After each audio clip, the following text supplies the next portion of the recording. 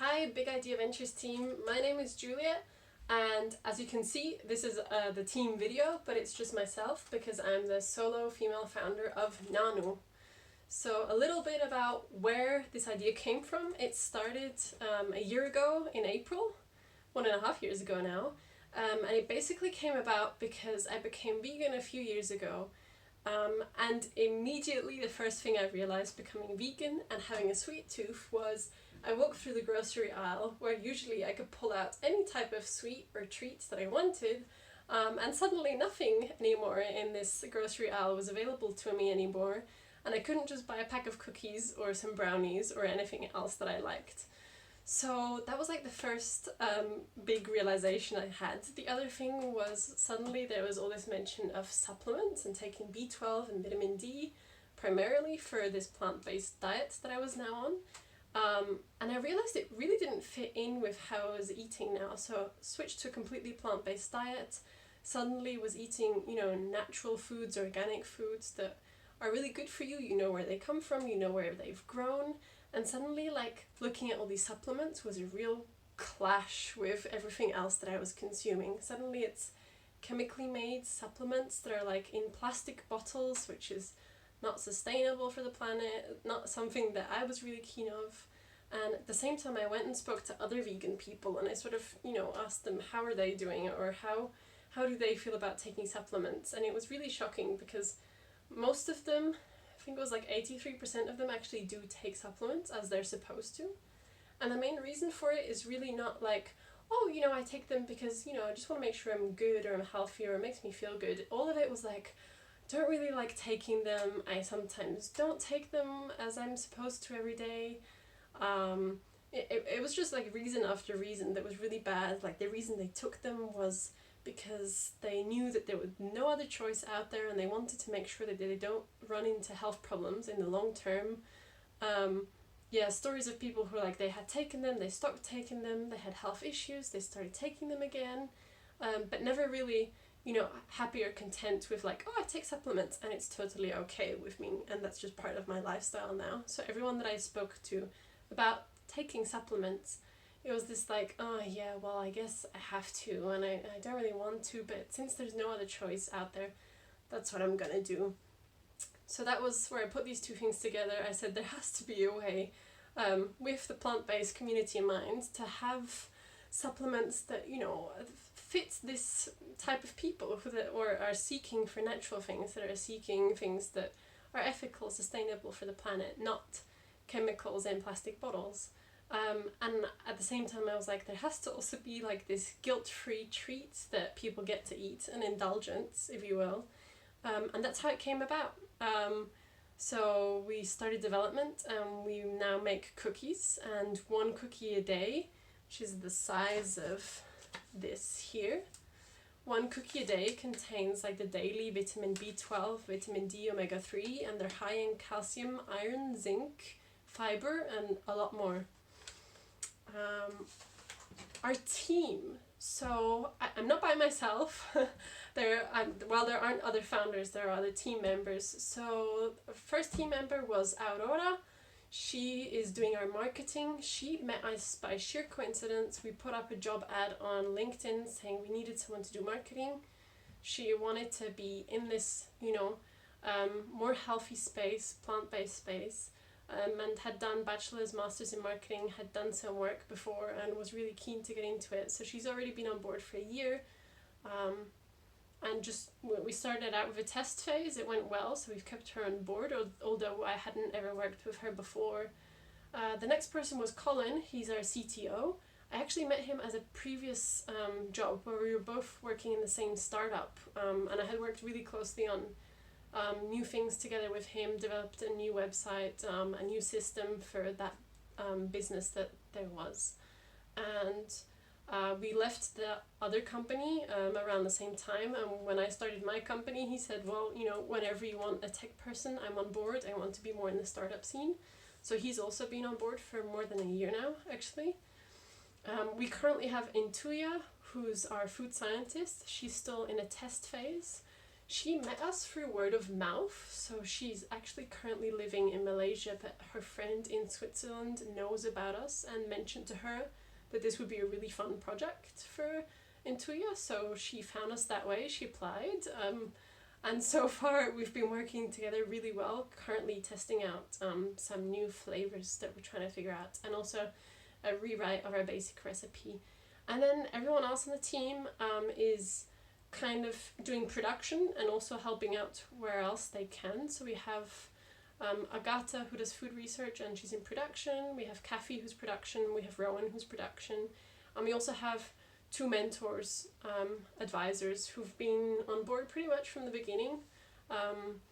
They're Ingeborg and Athanasios. One of them has startup experience and one of them has experience as a VP from Mondelez International, so in the chocolate and biscuits innovation marketing department, which has fit us really well so far.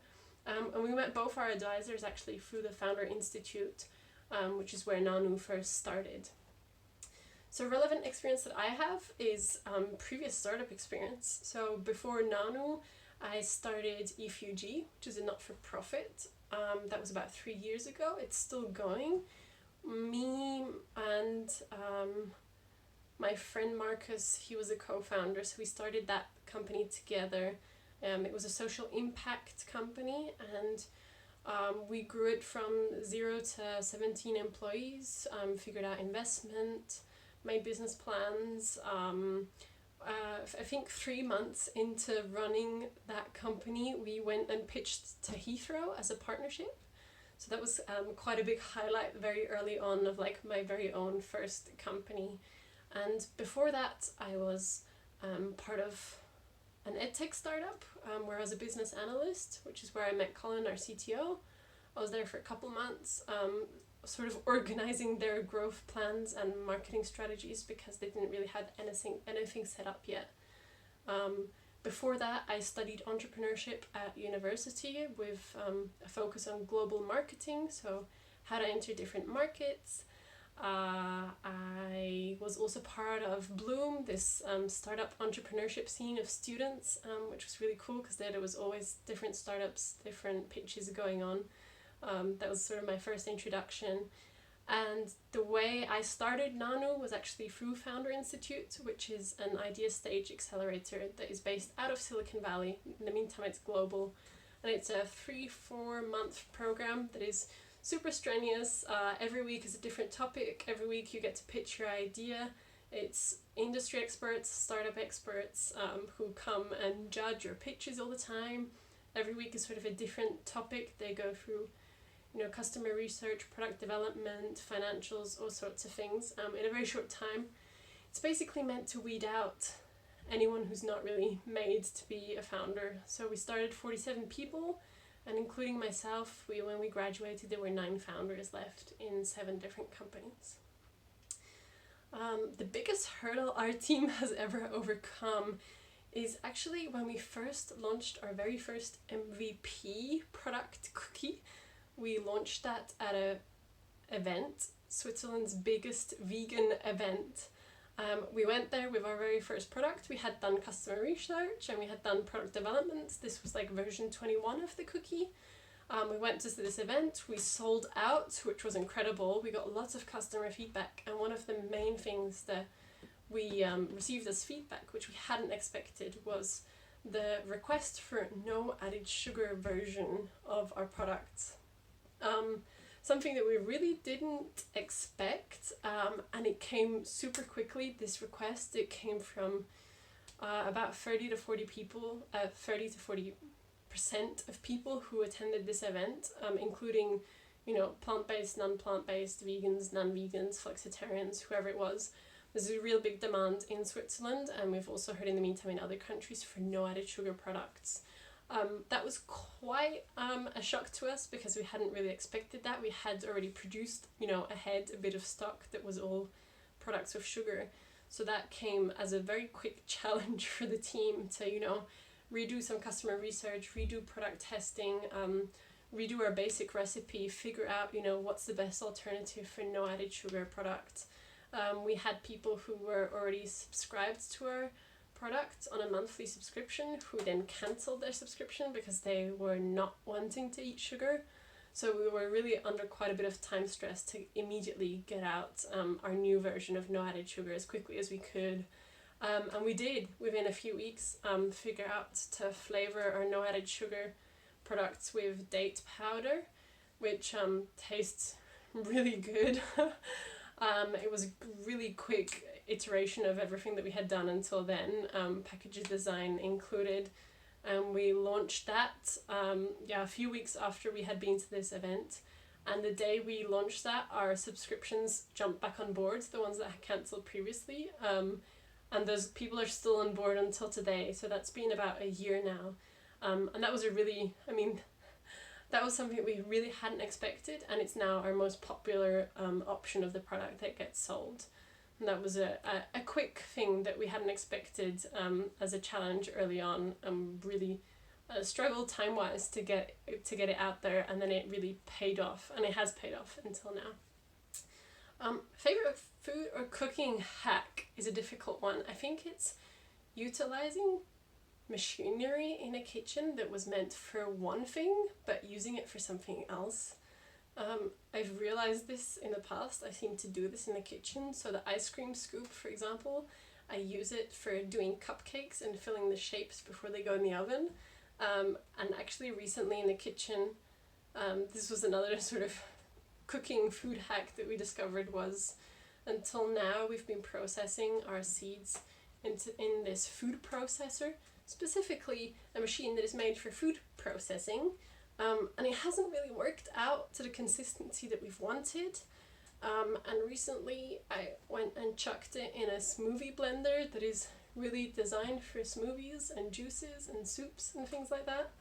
And on our ice cream setting, somehow these sesame seeds process perfectly. So that's my favorite food or cooking hack. My favorite food hack is this community in Zurich that is called Food Hack, that has food and entrepreneurs, startup entrepreneurs there in the scene who only talk about food related things, which is really good, and there's always new products and awesome people to meet there. Hope to see you guys soon in Singapore and New York.